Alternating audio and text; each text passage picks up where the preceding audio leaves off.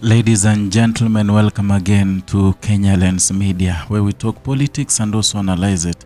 So there's something that happened today in Kibera, actually in Langata constituency, when the President of Kenya, William Ruto, went there to commission the affordable housing project.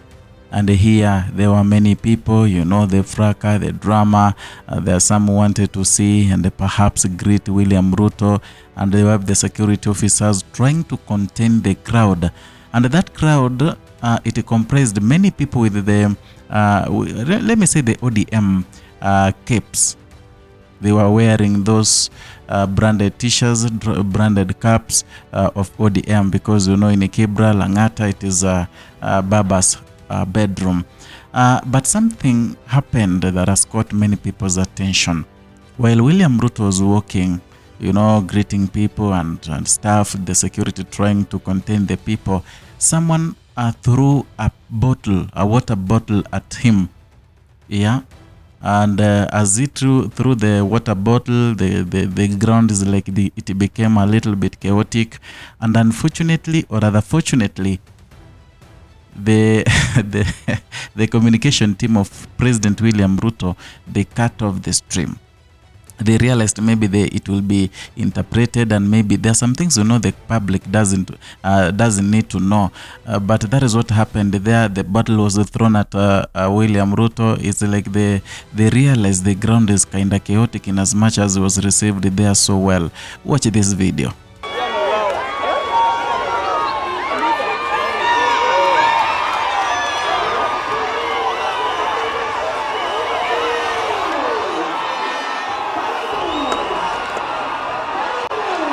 So this happened today on Tuesday.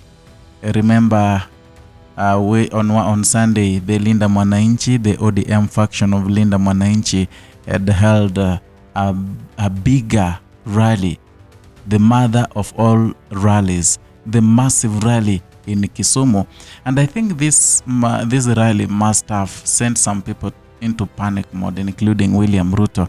And that is why today perhaps he wanted to go to Ruto, or to Raila Odinga's bedroom, to where he started, the likes of Kibera, Langata, to commission some of the projects, perhaps to send a statement that he is ODM, the people of ODM love him, and he is closer to Raila Odinga's family than anyone else may think. Maybe that is what William Ruto wanted to pass across. But unfortunately, this action where someone threw a bottled water at him, it paints a different picture of what William Ruto wanted us to know. And that is why maybe the communication team, they cut off the stream there. Hata ilikuwa around 15 minutes. Wakaikatia hapa wakuendelea, because they realized maybe this can embarrass the president, and also it can send you know, a different picture to opposition. You know, you understand how Rigathi Gachagua has been lately branded as the man of comebacks, and is mtusi vibaya akisema even hao watu wa Kibera, in as much as Raila Odinga alikuwa kingpin wao, in as much as Raila Odinga's bedroom. So William Ruto wanted to showcase you know, his tactics, is political prowess, that Edwin Sifuna ndio umekuwa na watu wengi pale Kisumu, but mimi najua mahali ODM ilizaliwa. I know where ODM was bred, and this is in Kibera, in Nairobi. You know, that is why alienda pale Soweto to commission that you know, that affordable housing project. He also went to Kibera, where we have the Raila Odinga Education Center, where alianzisha na kujenga madarasa pale 6 to show that yeye na Raila Odinga walikuwa wameamua ni kitu moja, and that the Luos will benefit more from his regime, and that is why he wanted them to, you know, come to get together in a partnership deal. So many people have said so many things, but then this was a walk by William Ruto today in those areas, and here he reaffirmed his commitment to expanding access to education infrastructure, announcing the completion of 26 new classrooms in Kibera during the development tour. And the president now says that the expansion is part of the broader national plan to ensure every child in Kenya has a place to learn, and with additional efforts underway to recruit more teachers and also strengthen the education system. In as much as the question is, why did he choose to commission those classes today in Kibera, or rather in Kibera, after a day after Sifuna was in Kisumu?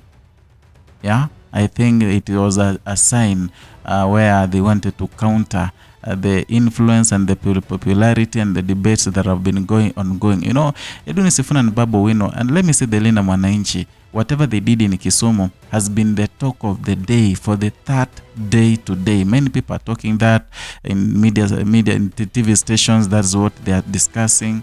Yeah, it was big.